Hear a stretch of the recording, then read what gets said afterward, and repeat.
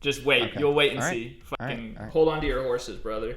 Welcome, ladies and gentlemen, boys and girls, to another episode of the Bright Now podcast. We're recording this on Saturday, January 13th, 2024, 1:09 p.m. Eastern Time. My name is Dash, and I am the Kurt Warner to my Larry Fitzgerald, the guy who's about to be as old as Pete Carroll. TJ, how are you doing, brother? Doing good today, man. Shout out to that 2010 Cardinals season. I'm not, as some of you may know, I'm not a Cardinals fan. So, hey, James Harrison, I remember him taking that shit back 100 yards. So, sorry if fuck I'm you. pissing any of you guys off. Go Bears. Fuck you. Fuck you. So today, got another great episode packed for you guys. We're going to talk about the Suns pillaging LeMickey and the rest of the Lakers team. We're going to sit down and discuss a little bit of the MVP race, kind of who we both think are the front runners, some dark horse candidates. And we're going to try to take the temperature of the league as far as all these blowouts going on. It seems like every night you're turning the game on, somebody's up 20, somebody's down 30. It's all over the place. So we're going to break down that a little bit, and obviously it's trade season. As soon as that clock flips over, that New Year's hits, it's immediately NBA trade season for sure. So we've got a few fake trades we're going to throw at you, and then we're going to wrap it up with our segment, 4 scores in 7 days ago. Kicking things off, we'd said, only having one game since our last podcast where we broke down some of more of the Suns struggles this season. The struggles against the Lakers have kind of been an all-time thing for us as Suns fans since basically, going back to the 70s, going back to this. As soon as Phoenix got a franchise, it seems like the Lakers have kind of had our number. Historically, our record against them is 115 to 151. So obviously not a very good winning percentage flat out against those guys. Just tons of heartbreak that I think we can all remember back to before the Barkley era. Seeing the Showtime Lakers just dominate us all those years. We would put together some squads, obviously make it to the finals in 93. Happens again and again with the Steve Nash era Suns. I think everyone knows one of Kobe's most famous shots is that game winner against the Suns. I think it pops up on my Twitter feed like once every 6 months. So overall, it's tough to see us get sent home in the playoffs by those guys. And just overall watching your division rival beat your ass. And I think the worst part about our relationship with the Lakers is we're not even their best rival. They're our biggest rival by far. Some people may throw the Spurs in there. There's definitely some different animosity with them. But being in a different division, it really is the Lakers that are our like number one most hated team. And they could give a shit about us. They're focused on the Celtics. I think they have a pretty big thing with the Spurs themselves. So it's definitely tough when you're not even your top two rival, your rival's top two. Definitely rough there. Shit, looks like even the Nuggets are taking that third spot too recently. Exactly. So much beef with those guys. Like I've always gotten brushed off by the Lakers and those folks in LA. So far this season, they've had our number as well. We were 0-3 against them going into this night when we end up beating them 127 to 109. So just kind of want to get your take historically about the Lakers, kind of how you feel about them and just what it all means to you. Yeah, no, I mean, even being a super young NBA fan, obviously not super tapped in, only being, I think, 5 years old when it happened, but historically, the 3-1 comeback that the Suns did pull off, that Kobe Bryant, though, the Game 4, golly, that is one of the craziest shots. I know you said he pops up on your timeline over and over, but for good reason. I mean, that floater coming down off the tip, it looks like he damn near got fouled on that one. Absolutely absurd. The celebration looks cool as shit, too, even as a Kobe Bryant hater back then. It just, like you said, there's a lot of historical animosity from us Suns fans. Even looking back in the earlier days in that 2021 run that we made, I mean, everybody still plays that video of Andre Drummond just absolutely deriding LeBron with the little tango move.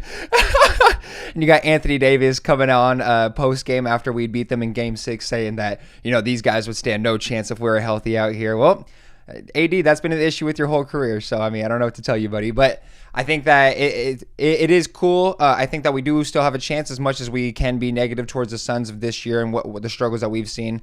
I'm not super scared facing off against them in a playoff series. I almost think that'd be pretty fucking cool. We can go ahead and see, with our big three, the first game that we play, we go ahead and whomp them. It's a 30-point game going to that third quarter, and as we'll touch on later on, the fourth quarter struggles continue to be very prevalent. But I'm not scared of these guys, and historically, I think it's time for us to, I know we're a few banners behind, but we go ahead and make that run going. Yeah, just a few. Even few. though the Lakers shouldn't count those Minneapolis ones Fuck anyway. no. So screw Fuck those no. guys. George They Mikan. don't belong. Well, have you ever even seen a lake in Los Angeles in California? Come on, man. They don't even have lakes. Bogus. Never, but... Yeah, So, did you want to touch on anything historically, or should we hop into what we saw? I'm ready to dive into this latest game. As I said before, we beat them 127 to 109, and honestly, the final score wasn't even totally indicative of how that game felt start to finish. Beal, he leads the way for us with 37 points, 8 for 10 from 3. Great debut game. Oh, basically, yeah, honestly. 10 for 13 from the field in the second half with 5 threes. Booker tacked on another 31 points, 5 assists, and 3 steals with 16 points in the first quarter. He just came out of the gates firing. KD with 18 points on really efficient 7 for 12 shooting, 5 assists, 3 steals, and a block.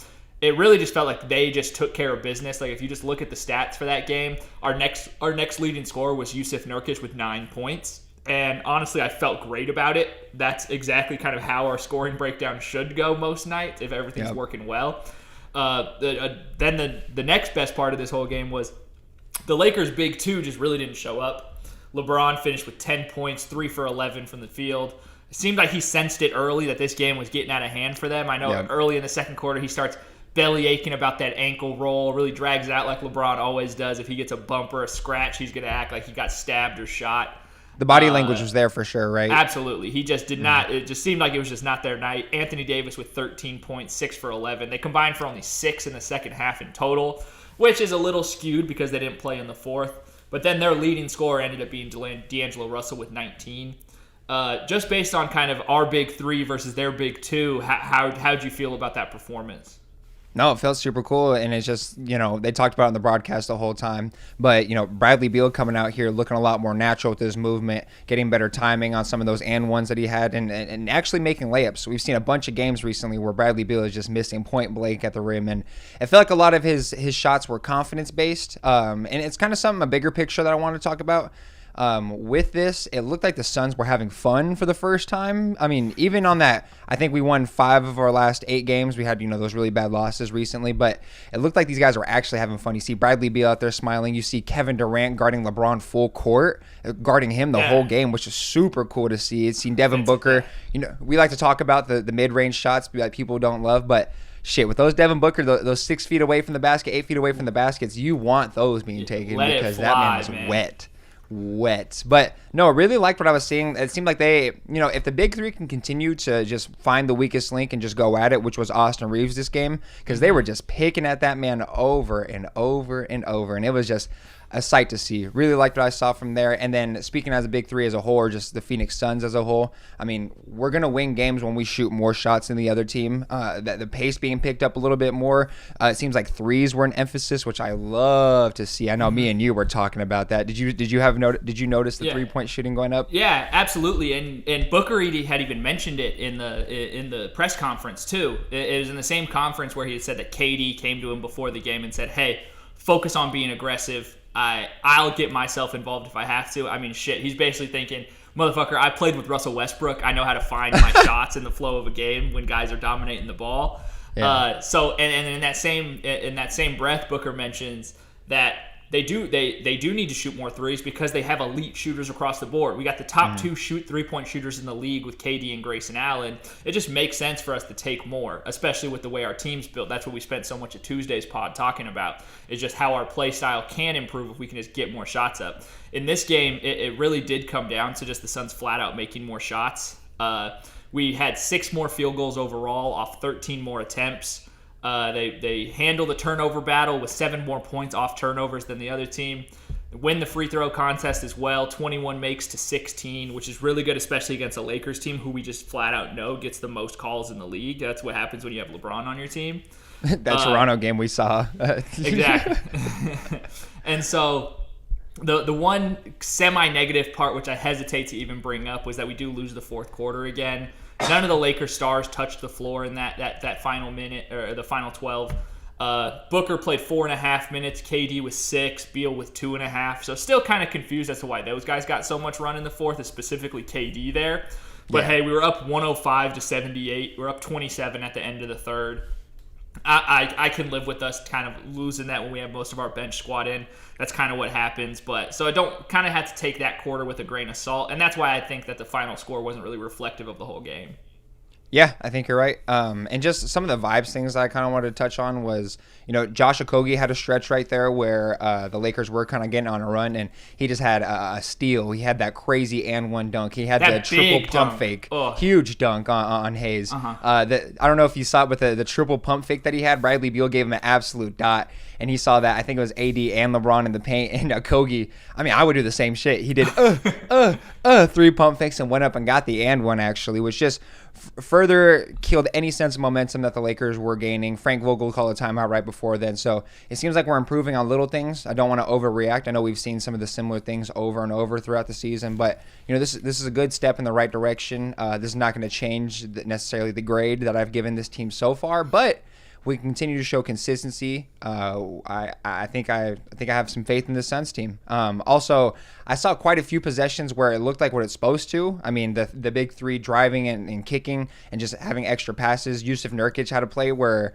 he comes down with the ball. Devin Booker's calling for it, and you usually want to be like, hey, get the fuck, get the ball to D Book and get out the way. But Nurkic saw something really smart. He had D'Angelo Russell. Bol was deep in the paint. Pushes it coast to coast, Yusuf Nurkic down and finds Bol in the paint with D'Angelo Russell on him and just gets an easy bucket. It's just little things like that, having the other guys making plays in that sense where need be.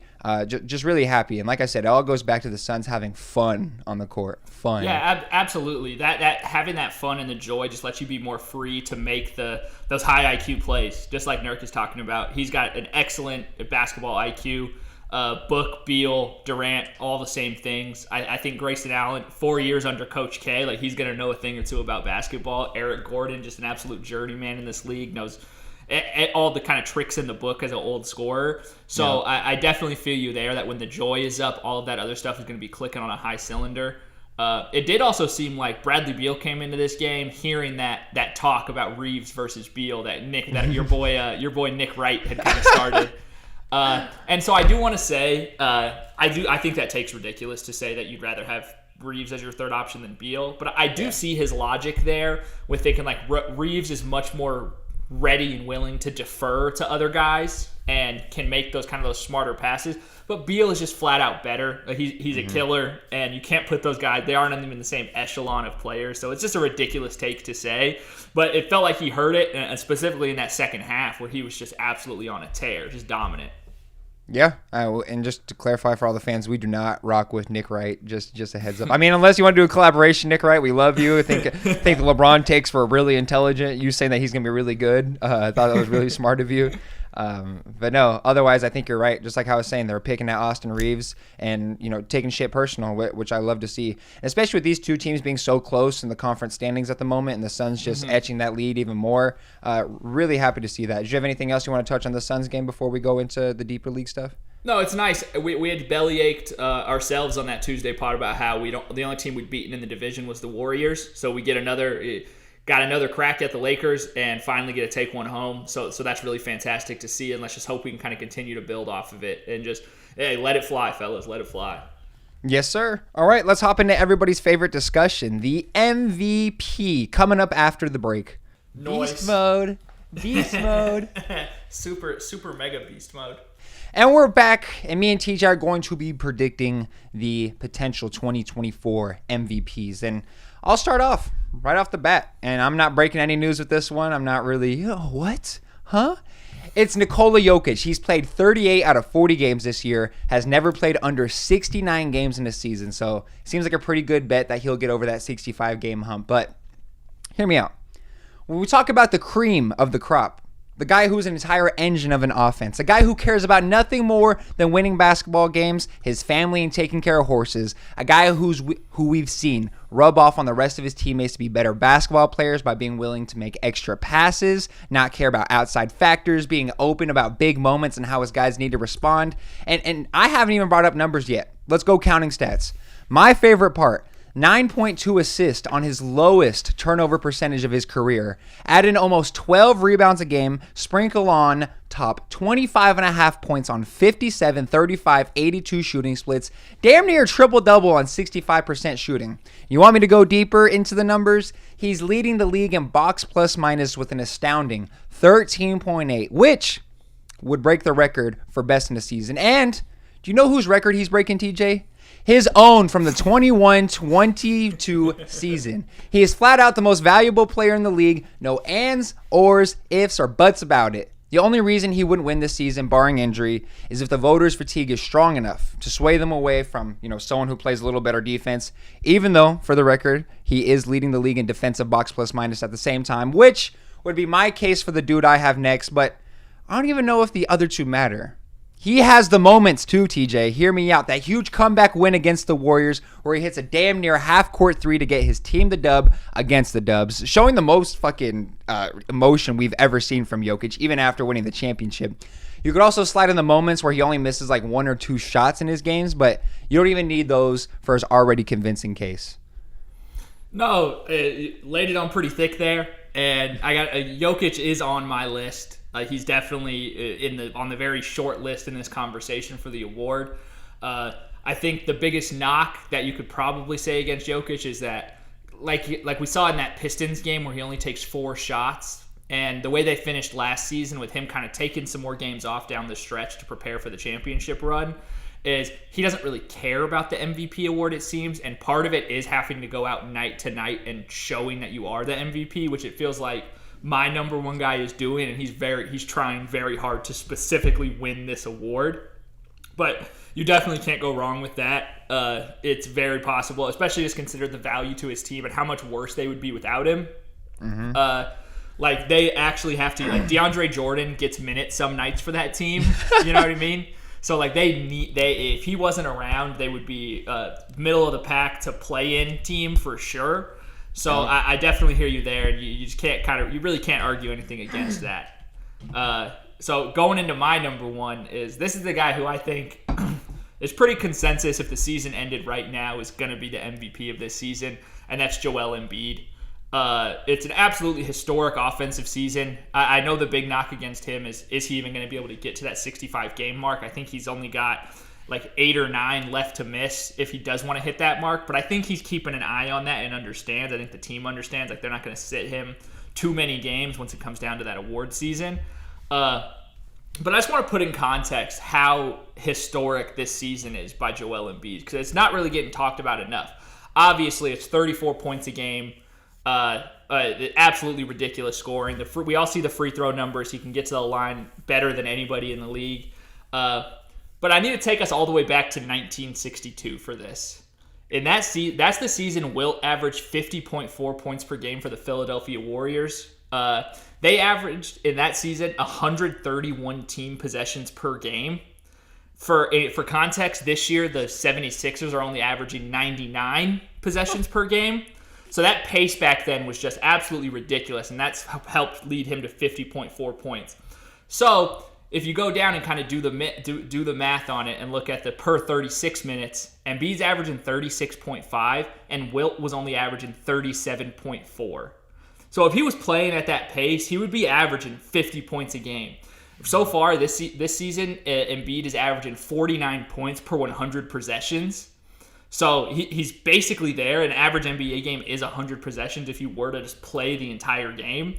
So that's Wilt's best scoring season, and he's only a 0.9 points behind his per 36 points per game number. So it's absolutely insane to see a center doing this in 2024, especially after all the talk about the center position is dying, all this stuff. But to see how big man this dominant, obviously his usage percentage is crazy high. He leads the league in that, but for good reason. The Sixers are 3-7 without him this year, with some kind of bad losses to the Pelicans, the Hawks, the Jazz, and Chicago. So that's why he'd be my pick as of right now, and I think just that's pretty much the consensus across the league. Yeah, well, I'm gonna hit you with something, TJ. I think it's very it's very admirable that you went down there and dug deep in the trenches to compare pace. But I do want to remind everybody that Wilt Chamberlain did not win the MVP that year. And I think it's going to be the same case with Joel Embiid this year. I don't think, and it goes into the playing games part. It goes into the, obviously I understand his plus minus is huge. And like you said, his impact on the court. But man, I just don't know if the voters are going to love the way that he gets to the line. I mean, we've seen it time in and time out again that he consistently gets to the line through some absolute bullshit, being 280 pounds and getting hacked on there. But I'll be honest, everybody probably knows who listens to this podcast. I'm not the biggest Joel Embiid guy in the entire planet. Any rebuttal to that? Well, I would say that most voters don't watch the games anyway. So what the hell do they care? They're going to look up the numbers anyway. And in terms of just value to his team, if he wasn't on that roster, where the hell would the Sixers be right now? I know we both love Maxey. He's not a number. He can't be your number one. Tobias Harris can't be your. We saw what Tobias Harris was like as a number one. Yeah. It's Joel Embiid he's the front runner right now, and I think that's, if you look at any list published by any of the major publications, it looks like Embiid is leading that race. Even if he's not necessarily the best player on the planet, he's in terms of value this season, it's going to be hard to vote against him. You're right, and I'm just being a hater. Like you said, if the season did end today, Joel Embiid would probably be the most valuable player. But I'll go up into my next guy. It's going to be Giannis Antetokounmpo, playing 37 out of 38 games this year. Seems like the kind of dude that might have not always gotten over that 65-game threshold just because of the load management rules, but he could suck it up for a season. I mean, now if you really can't get over the defensive optics of Jokic and you want to go more narrative-based, I think you can make a compelling argument for the Greek Freak winning the 2024 MVP. So, this guy who is seen to be taken for granted already, Giannis Antetokounmpo, is almost in a LeBron-like manner where, he's averaging 31 points, 11.5 rebounds, and 6 assists on 65% true shooting. I mean, the run and dunk man knows exactly what his bread and butter is. And the funniest part about it is that I think everybody else in the league does too. And there's absolutely nothing you can do to stop about it. I mean, he's shooting by far the most shots in the restricted area with almost 12 and converting on a whopping 78% of them. We saw that in Boston recently. He punished Wemby when he thought he had any chance of stopping the Freak when it really came down to it. And in every game you're watching him, there's at least one ballerina-like spin that turns into just an absolute ferocious dunk. That's one of my favorite plays in the entire league.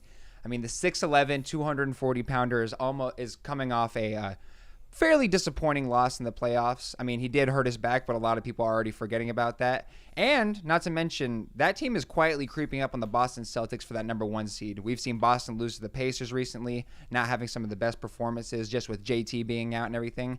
And, if he can do it and earn that number 1 seed, I see as to no reason why he shouldn't be this year's MVP. And I didn't even mention that. Is he one of the greatest help defenders of all time? I rest my case.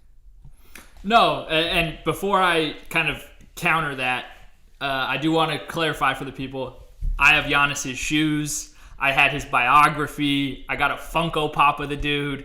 I'm a huge Giannis fan, just as an NBA fan. I know what he did to the Suns in the finals, but hey, you kind of got to tip your hat to what he did.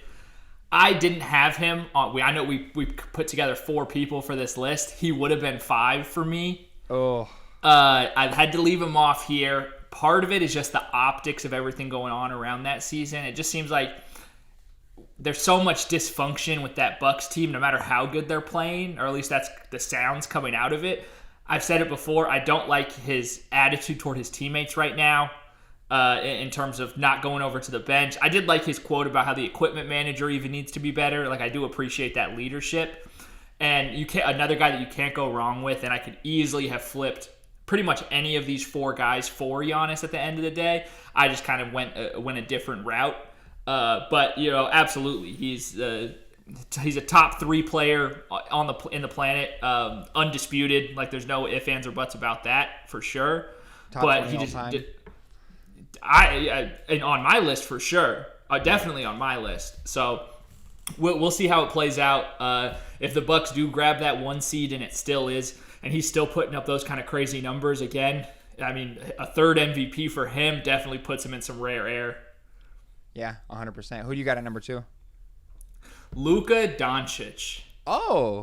It hurts to say it, but I think he's just totally the engine of that team. Even though they're the 6th seed right now, 23-16. He's got the 2nd highest usage in the league, so it's still just everything flows through him on that team. And without him, I really think that they'd be in the play-in. Like, we saw what Kyrie can do when he's kind of on his own. But even past that, like after those two guys, who on that team do you even trust to score? Grant Williams. You would. Dante You play Exum. like you say that because you play like Grant Williams. I do play like Grant Williams. He's got so Luka's averaging 33.6 points, 8 rebounds, 9 assists, 48% from the field, 38% from three. He's got a 27.5 player efficiency rating, which is near the top. Most guys that finish around there are MVPs. He's third in VORP. I know you love those acronym stats, that value over the replacement player. But really, the experiment in Dallas is going better than I expected for sure, especially the way they finished last season. They're 2-3 without him, and they just recently lost to Memphis. And their only 2 wins are against Portland and New York. So even without him, they still do kind of have their own struggles and issues. So it fully goes through him. Luka's gonna get an MVP one of these years, and this year's it's as good as any. It's a great case. I mean, those counting stats are absolutely ridiculous. He's just like Jokic, another one of those guys that are almost averaging a triple-double. And I mean, we always talk about it, but Russell Westbrook kind of diminished the importance of a triple-double. But just feel like those two guys, Jokic and Luka, are doing it in a way that is just like it's very necessary. Like they absolutely need those crucial rebounds. Luka is time in and time out had insane rebounds. Obviously, his passing is 1 to none. I think that's a great pick right there, and definitely somebody that I want in my third place position. But I'm actually going to take the guy from OKC, Shai Gilgeous-Alexander. He played 36 out of 37 games this year. His years of not hitting 65 games were directly from getting shut down from his team, so I don't think we have much to worry about there. But we want to talk about value to team. You want to talk about team success? We'll look no further than our guy SGA, leading his team to the 2nd seed in the highly competitive Western Conference. Shai has continually put up big-time performances time in and time out again to get there. 3 weeks ago, he had his quote-unquote moment where he hit the game winner against the Denver Nuggets, so he's got that in his back pocket. In crunch time, he's shooting 63% on 30 attempts. I mean, this includes a domination in the entire game where he averages 31.5 points, 6 assists, 6 rebounds on a stupid 55% field goal percentage as a fucking point guard.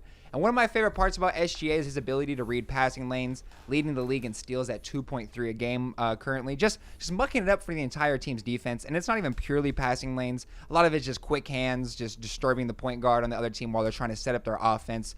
Helps out a ton. And like I said, I'm a vibes guy, and you want to talk about vibes. Shai is probably the best American basketball player in the league at the moment. Sorry, Tatum. And his confidence absolutely rubs off on his teammates. And you know, the bars that he drops on his Instagram captions to always like publicly gassing up his teammates.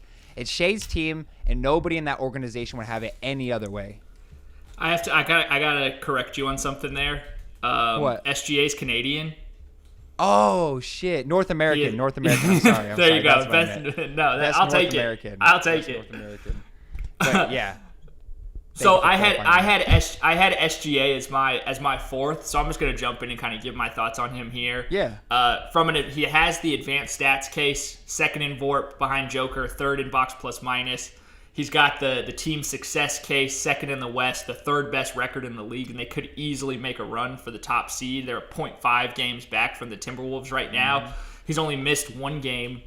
And he's a scoring maestro. I've said it before, and I'll say it again. He's just a longer Kyrie Irving, and I think you can clearly see the influence that guy's had on his game. And just with his frame, it just works even better. If the Thunder stay near the top of the league, I think he's a shoe-in for the award. Like, it just makes sense. I think people would be ready to kind of give it to this guy. And the Thunder are appointment viewing at this point in the season. They're probably the most fun team in the league to watch. I know we both love J-Dub, who's... By the way, J-Dub and SGA are both in the top 5 in points per possession on isolations this year, which is just J-Dub crazy. J-Dub at 2? Like, insane. Come on, man. And so I'm totally with you there with the Thunder and SGA. Definitely, he's got a great case to win the award this year. And first team All-NBA almost guaranteed. 1,000%. And it's just like you want to go at any aspect. Well, we talked about team success this whole time right here, but just on a purely individualistic standpoint, I mean, who the fuck can stay in front of Shai Gilgeous-Alexander? I haven't seen one person stay in front of him. The amount of jerky moves that he's able to do, how quick he is off of the first step. The way he can just snake through the lane, his change of direction is perfect. And he's 6'7". Like, it's ridiculous. It's crazy. it's ridiculous. And every time he comes through, his passing ability is almost underrated at this point because, like you said, his height that he's at, he's able to look over defenses. And, when he comes down the floor, he's not looking at that first defender ever. If you watch him play, he's always looking at the second guy. Where's that help coming from? Just as all the greatest players of all time do. So I think that's a good pick right there from my end. I think that's good. You have about 4. And he's got great Instagram captions. So he's got it all. He's got it all. He's got the vibes. He's got the stats. He's not scared of it. He called out Steph in an Instagram post. He's ready for it. I love to see it.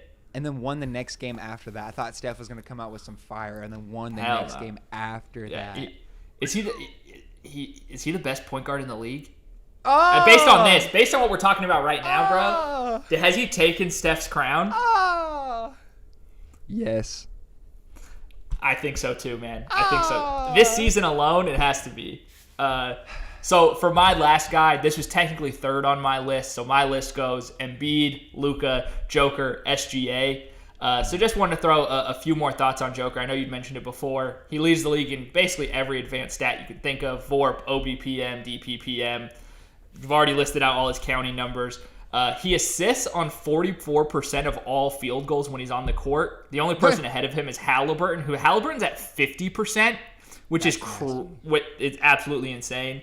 I still think Jamal Murray's only played 26 of 40 games. Aaron Gordon got attacked by a literal dog and is missing time because of that. And like I mentioned before, they have to play DeAndre Jordan some nights. But I still think they're the best bet to win it all. Like it's just so like you said, Joker, you can't go wrong with him.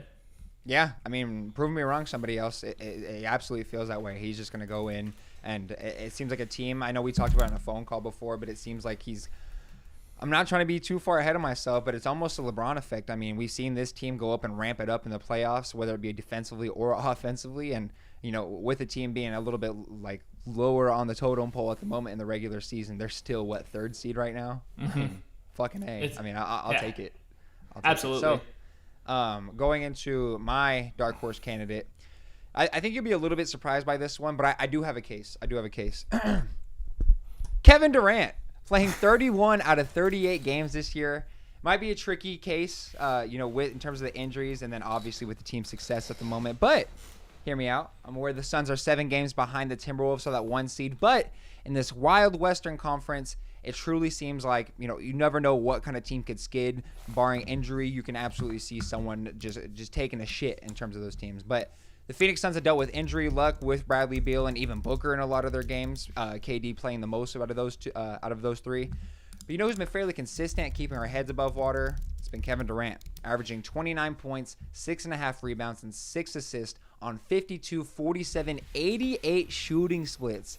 These are the kind of numbers that traditionally do win MVPs. And with the Suns maybe looking like they figured out some sort of formula to win games with this big 3, KD having the chance to pull a 50-49 season out of his ass, it'd be my pick for the dark horse candidate for the 2024 MVP.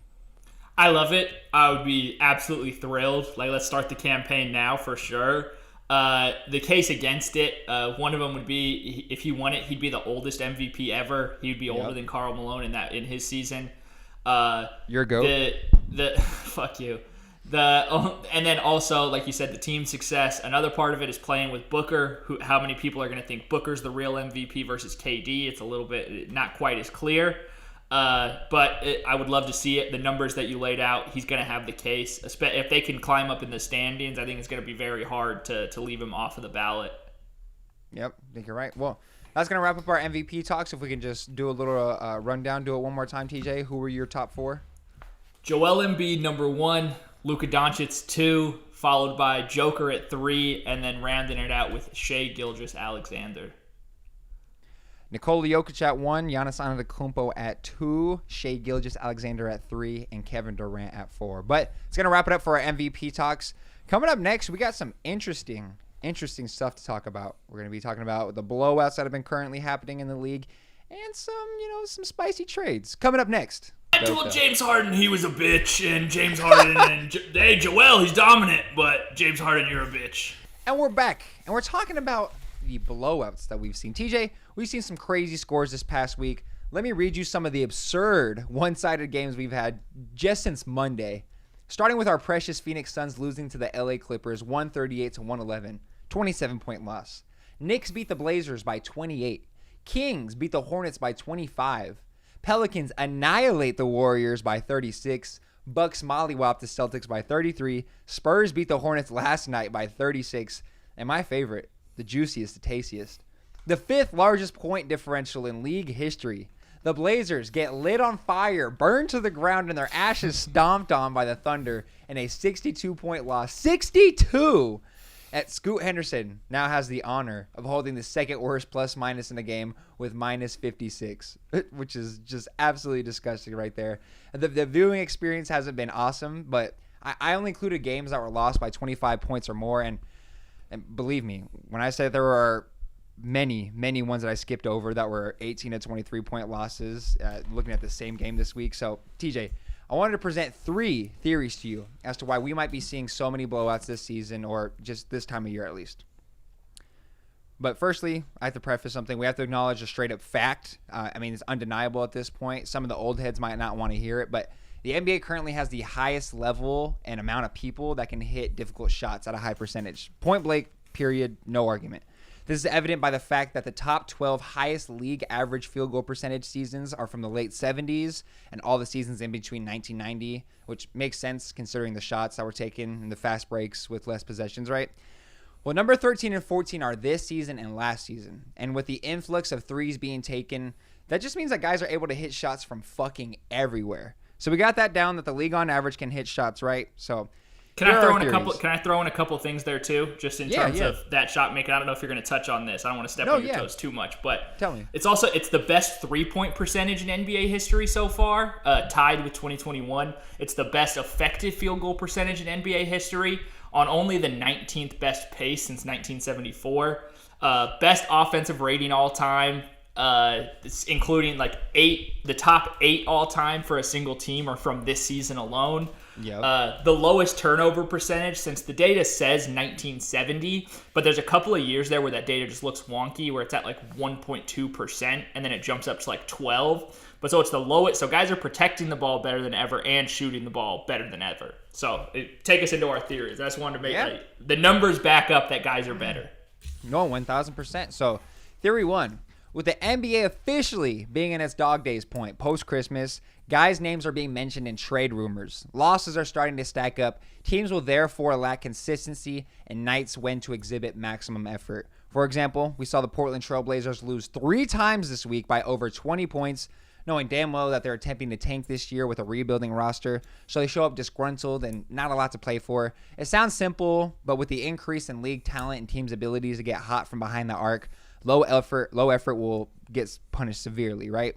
So theory 2, with the new 65-game limit that the NBA has placed on teams for awards, coaches are willing to give guys nights off when they're technically not giving them nights off. Say there's a slow start and a team is getting destroyed going into the half. We're seeing coaches more likely to start the bench going into the second half, and as we did with Boston versus Milwaukee. So a loophole in the load management rule. That's theory 2. Theory 3, the combination of teams getting hot from 3 and officiating, with the 3-point shot being so hard to genuinely contest without fouling in the year of 2024. When a team gets hot behind the arc, the only thing you can hope for is that you're just as good from behind the 3. Historically, in the 2000s, 90s, 80s, go as far back as you want, teams were able to get back into games by being uber physical and just increasing energy on the defensive side of the ball to get stops. But it might be demoralizing when you're trying to be physical with, say, Jaylen Brown. When he's coming off a screen, you get too touchy and foul him while he's going up for a 3, giving him a shot for a 4-point play. So, I mean, what are you thinking, TJ? Is it just the dog days era that we're currently in? Is it going to go ahead and be the new load management rule? Or do you think it's going to be the physical side not being able to insert yourself in a game? Yeah, so I think it's kind of a cop-out answer, but it's definitely a mix of all of those pieces. Specifically with the first one, maybe I don't put as much weight into that one just because these trade rumors happen every year and those guys do get disgruntled. We've had plenty of tanking teams. It does feel like we have the gap between the middle class and the lower class is very big this year in terms of just how much worse the Wizards, Spurs, Pistons, Hornets are than everybody and the Blazers, right? So part of that definitely is the disgruntledness of knowing that, hey, we don't even really have a chance tonight. Maybe call that a bad mentality, but that's definitely a part of it. The second piece you mentioned, the load management part, yeah, it does seem like against the Suns with that Lakers game the other night. None of their starters played in the fourth. They are giving those guys some extra rest when it does. Maybe just waving the white flag a little bit earlier. And then the last point, can you refresh me on what that last one was? Yeah, just the last one was just like that in terms of officiating, people aren't allowed. Oh, yes, about the physicality. Yeah, where you could.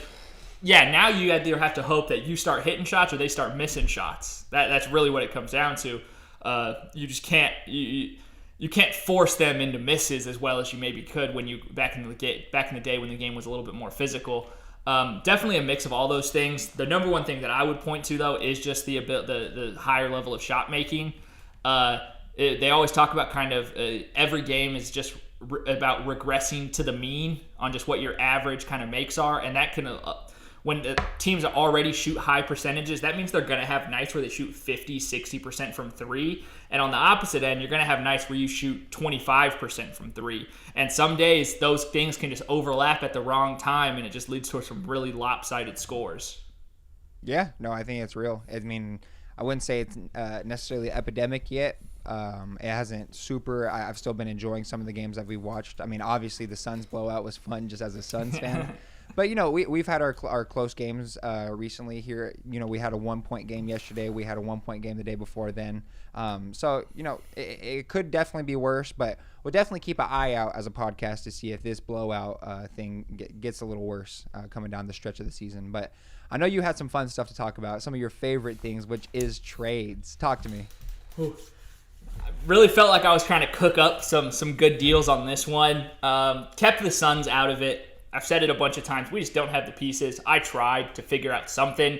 Nothing that can really make sense because we're not going to trade Nurkic. We're not going to trade Grayson Allen. And then everyone else is just making negligible amounts of money to get get some real pieces back.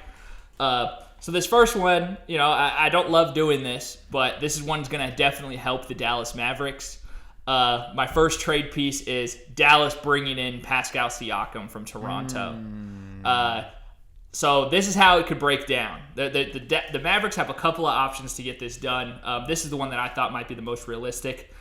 Dallas can give up Tim Hardaway Jr. and Rashawn Holmes, both with 2 years left on their deal, and Markieff Morris on an expiring, plus their 2025 first rounder and their 2025 second that actually came from Toronto originally, so they're just getting their pick back.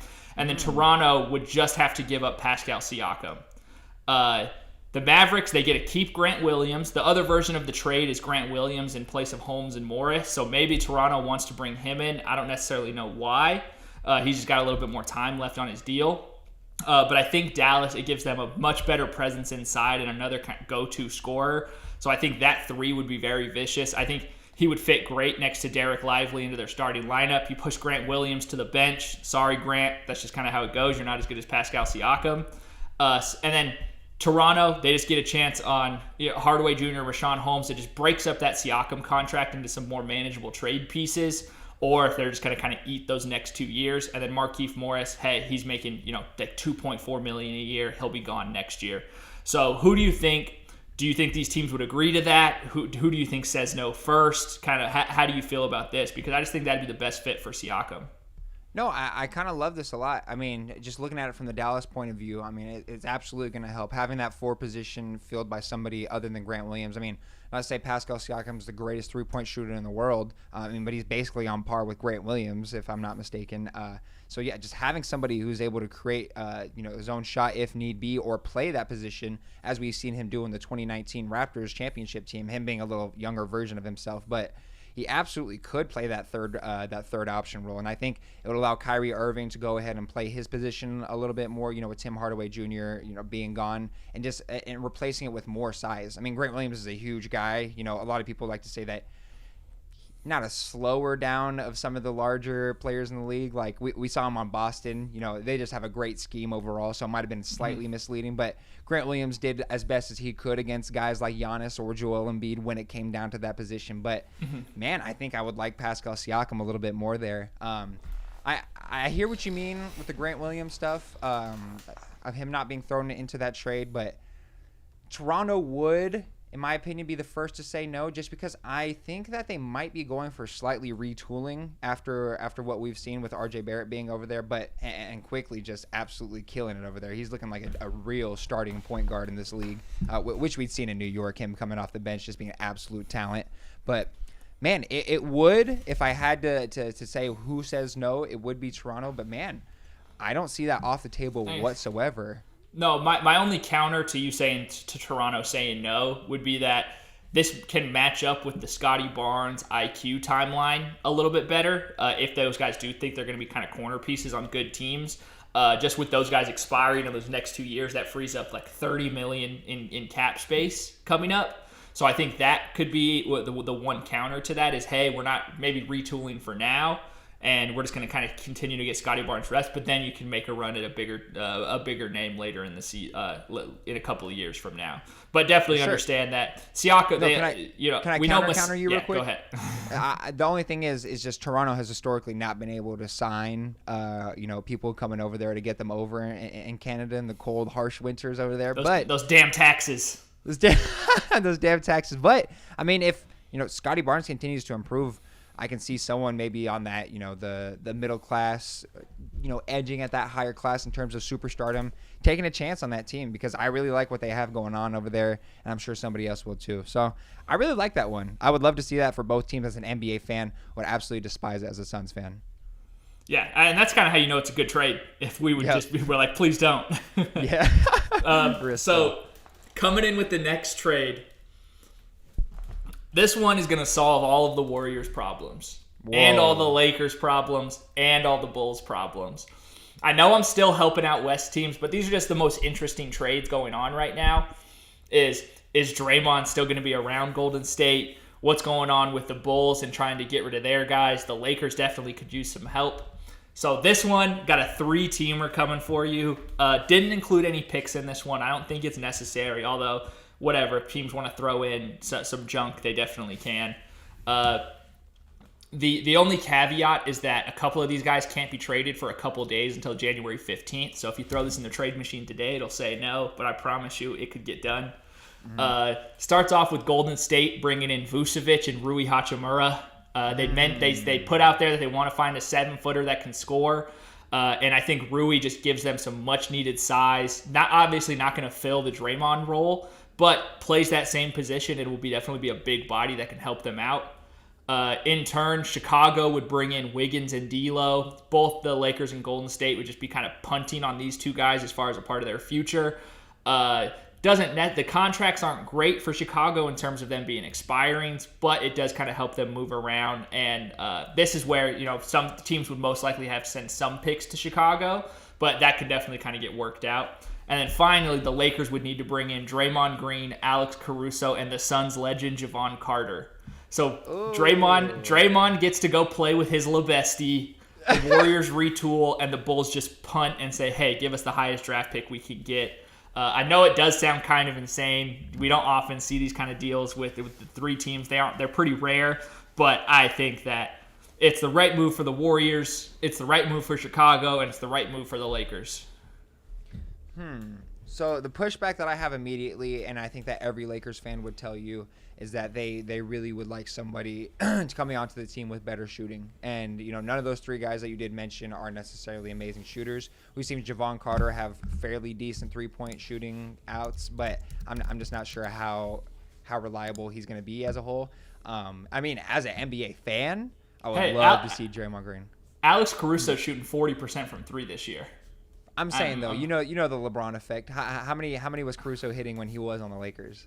Okay, let's see. He shot 48% from 3, 33%, and 40% with the Lakers. So retract my statement.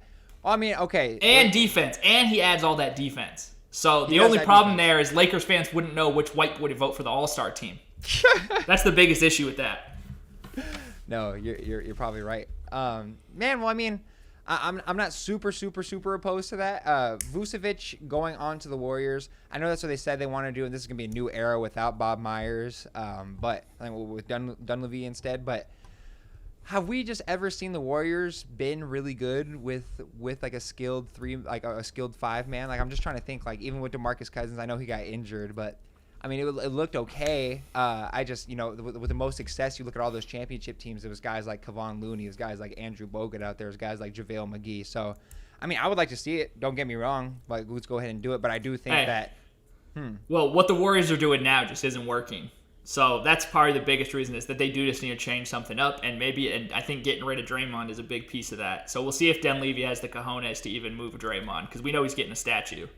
Yeah, no. I think Dinwiddie would be a guy that would be willing to do that. As you know, I'm a bigger Draymond Green supporter than the average person. Obviously, don't support the shit that he's been on recently, but I do think that he brings an edge to this team. And with Chris Paul being hurt, so they would only get Vooch? They would get Vooch and Rui Hachimura. Okay. Yeah, man, the only thing is, though, man, it's just like if CP3 is going to be hurt. It would be waiting, yeah. It would be waiting to get that playmaking. That would be the part that hurts with Draymond. Mm-hmm. But it's not like they were winning many games with Draymond. They didn't win many games without him.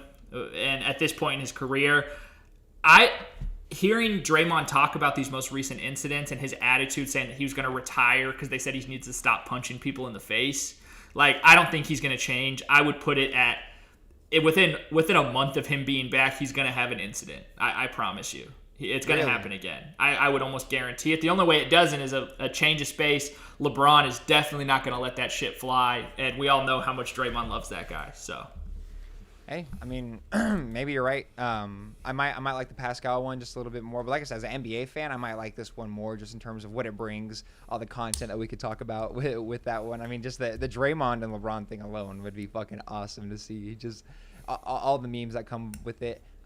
With Chicago, I mean, I don't know if Andrew Wiggins just needs a new space, a new environment, because it's not looking good at all. This is historically his worst season of his entire career currently going on right now.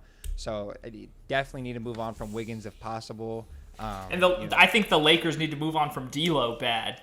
Yeah. I think if there was a way they could just do Caruso for D'Lo, like, I think they would do that 100%. No, you're right. I don't think I disagree. I mean, Doc Rivers talked about it recently on the Bill Simmons podcast, where he was talking about how D'Lo coming off the bench, just being a pure Lou Williams type guy, just having all the freedom in the world for those 4 minutes that he's in the game, might work for them. I'm not sure how much the Lakers have really tried that. I mean, he was the leading scorer in this last Suns versus Lakers game? He was. Yeah. So, he didn't have a lot, but he was the leading scorer. He didn't. So like I said, I mean, I see the vision. Don't get me wrong, I definitely see the vision. I would like it for all of these teams in some parts, but man, I don't know. We've seen before trying to make these big drastic moves. We've never seen Golden State make a big drastic move in the middle of a season in their tenure of being an organization that's been winning championships in the last 8 years. So we'll see. Well, so the Siakam trade ranks number 1, number 2 here, but maybe what is this third one we're looking at? DeJounte Murray gets a taste of Heat culture. Oh, and I love this one. I think this is my favorite. The picks are a little bit. We could again wiggle around the draft picks in this one as well to make it balance out. But basically, the Heat would send the Hawks Duncan Robinson and Josh Richardson. They get a couple of movement shooters that can just space the floor for Trey and help open more lanes for the dunker spot. The problem with DeJounte Murray, he's not as much of a catch and shoot player. He needs the ball in his hand to kind of create, which I think would help the Heat tremendously, having him as their starting point guard, just having some extra some extra playmaking abilities in there, some extra scoring, especially with all the nights that Jimmy Butler seems to be taking off. That's all Miami would be getting back is DeJounte Murray, but I think with his defense has fallen off in the last couple years. People have made jokes about how if you're just a defender at one point in your career, you can kind of live with just having that title floating around you. Yeah. So I think, but getting back into the Heat, I think they would bring that best out of him. And I think Duncan's trade value is at a really high point right now. We've seen him play a lot better, a lot more. He dribbles a lot more than he used to. I know it sounds silly, but when he was just kind of a catch and shoot purely guy, when now he can do a little bit more things with the ball. There would be some overlap with Duncan and Bogdan Bogdanovic over there in Atlanta, or Bohan. Wait, which one is in? Whichever one it is. Yeah, the younger one. Yes. But I think it would fit. It would work great for the Hawks. Who knows if it would kind of catapult them further. but it doesn't seem like having those two guards next to each other has been very helpful. And Josh Richardson being a little bit better defender with next to him might help, while also just playing more off ball. I mean, I think I like it a lot, and it's really interesting that I haven't heard this trade be thrown at all in any way. You always hear about the DeJounte Murray potentially to the Lakers, stuff like that. But man, I think if Spo would be on board with it and he thinks, yes, I can do something with this DeJounte Murray kid, man, I think they can absolutely make it work.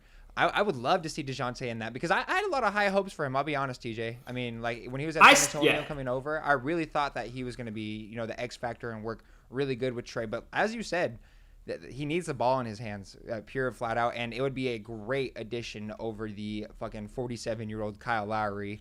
I love Kyle.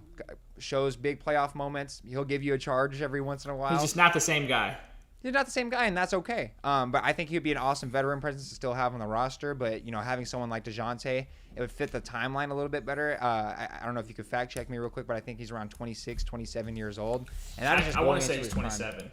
I think he's 27 as well. And that'd just be perfect timing for those, Bam being a young guy too, Jimmy Butler getting to that middle to late prime of his career at the moment. And I think it would be awesome. The defense would really ramp up, and Miami's already known for having a stellar defense, especially in the playoffs. So it'd bring a lot to the table. I really like that one. I think that might be my number one as well. Yeah, and again, DeJounte, he's averaging 21 points and 5 assists so far this season, shooting 47, 39, and 81. So if just him getting more touches and more shots is going to be great for him. I've personally seen him drop 40 live and in person, and it looks awesome. I do love the way DeJounte Murray plays the game. It would be awesome to have him on the Suns. It's just not possible. I did try, but I think this would definitely shake things up in the East for sure. Yeah, it would get them out of that lower playing spot that they're currently at, and I think it's very necessary. Just being honest with all of our listeners, not a huge Trae Young guy in the way that he plays, but man, I'll take it. I think it would work a lot better with those pieces around him and just being the absolute main focus guy and having another role player like Josh Richardson. But yeah, those are some really good trades. You weren't lying. You were cooking with those, my guy. Good shit. Hey, you know how it goes. We need to send these in, man. We need to send these in. These need to happen tomorrow, bro. I agree. All right, so we're going to wrap up this trade segment and league-wide news segment, and we're going to go in just quickly hitting on our 4 scores, one of our favorite segments around here, coming up next. Personally, I feel like that brother needed help. And we're back with 4 scores and 7 days ago. TJ, lay us with the games that we're going over. All right, starting off with one that got mentioned a little bit earlier in the pod. The Oklahoma City Thunder and the Portland Trailblazers, 139-77. 62-point loss, as you mentioned before. 5th worst point differential all time. So I had to throw that in there. It's been a week of blowouts, so we're probably going to get a few more in here as well. The next one, the New Orleans Pelicans blast the struggling Golden State Warriors, 141-105. Their struggles just continue and continue and continue. They might need to make some trades to get some new pieces in. We'll see what they end up doing. The next one was Milwaukee getting back at Boston. As some will remember, that score finished 135-102. But the last time that they had played was Milwaukee was on a back-to-back, and the Boston Celtics beat the shit out of them. So they even up the series there. It just seems like everyone just assumes if you're on a back-to-back, you just can't win. Apparently, nobody's ever won a back-to-back before. But it does seem like it. Watching these games, it does feel like that has an impact. And then the last one is the Pacers edging Boston 131-132 without Halliburton and without Jason Tatum. As we know, Halliburton left that game early with an injury. But they're still able to get it done against the best team in the East. So out of those 4, which one's the spiciest? Which one means the most? Just kind of where you feel. What are you feeling? Man, these are actually really great picks. I did happen to watch almost all of these, just on happenstance. I watched the highlights of the OKC versus Portland game just because I'm a big history guy. I love historically good. Give me it. I need all of it. I really thought it was interesting, and like I talked about earlier, the lowest, the second worst plus minus with Scoot Henderson being there was absolutely insane to me. It just goes to show OKC is more than confident with handling business. So that has to be up there for in terms of spiciest for me personally. The one that means the most to me though, and it was a game that I watched from start to finish every single possession, was the Pacers versus Celtics game. And the reason why I want to bring this up is because this Indiana Pacers team has been questioned. Tyrese Halliburton is known as an engine, not just one of the guys, a part of an engine. He is the engine of this team. And to see them go ahead and pull out this win, even with Jason Tatum not playing that game, I still thought it was huge for that team to go ahead and get a win. Just because, we saw the chippiness. We talked about it a little bit Tuesday, but the Pacers and the Celtics don't like each other. We've seen it time and time and again. Naismith, who was a former Celtic who got drafted by them, just talking the whole time to Joe Mazzulla, talking the whole time to the bench. Just something awesome to see from that point of view. I really like that. And then the Warriors game is probably going to be third on there just because this team is awful. And in terms of matchups, the Pelicans are probably the worst for the Warriors, especially with Draymond being out, especially with Chris Paul being out. It just really goes to show that these bigger and stronger teams can figure out ways on how to just bully the Warriors. Steph's been in a slump since the start of the new year, averaging, I think, only 23 points on really horrid shooting. I mean, they're comparing Kobe White and Steph now. Like, they're comparing one of my GOATs to Kobe White. And I'm as big of a Kobe White guy as you'll find around, but golly, man. So I'm going to have to go ahead and say that in terms of spiciest, the loss, and in terms of the most important, it's going to be that Pacers versus Celtics game. I want to hear your opinions, though. What would you choose? I know you picked the games, but what was the most meaningful to you? I think the most meaningful is the Warriors' loss. Yeah. Just how bad that it has been for them. It just is really weird. I know when they were like in those before they won their first title in 2015, the talk was, oh, they're just a jump shooting team. If you just bully them and you're rough with them, you'll be able to handle them. And we're finally seeing that come to fruition four championships later. So it's kind of just reaping what you sow when you built a team around this, and then guys aren't as good of shooters as they were. The system isn't as crispy as it once was. We all know the struggles with all the issues going on with Jonathan Kuminga and Moses Moody. So I thought that means the most as far as just the status of the league as a whole. I'm absolutely here for it. I was always a Warriors hater. I tried to be a Kevin Durant fan, but it was tough for those years, man. I told you yesterday I'm kind of a Steph hater too, for whatever reason. I'm just not into it. So I think that's kind of the Warriors aren't the same franchise that we've seen win all these titles. Yeah, and like I said, I got a video dropping tomorrow talking about the fall of the Golden State Warriors, so I'm all for it. That loss really helped me. There's going to be a lot more search engines of why the Warriors are ass, so I'm really, really, really excited to see that. One random take I wanted to get off is I am still a Jonathan Kuminga believer. I know who the fuck are you to go ahead and say publicly outing, but who knows what's going on behind the scenes? It's like is him saying that worse or better than Jay Crowder demanding a trade? Yeah. Same energy. Who's the one guy on Philly that was like, I demand a trade, and he's still been on there for like 5 years, who just never gets any tick? Have you heard about that? Shit. Yes, I think I know what you're talking about. I can't remember the name off the top of my head. Bro's been stuck on the roster, not even getting sent down to G League, just straight up, just stuck there. So I don't want to be here anymore. Please get me the fuck out of here. But I think that's going to go ahead and wrap up our podcast, guys. Thank you so much for sticking with us through all the way to the end to this well over an hour pod. We got some good stuff coming in 2024. Thumbnails should be improved here in a little bit. We got some cute looking photos of both of us. So coming soon. Any last words, TJ?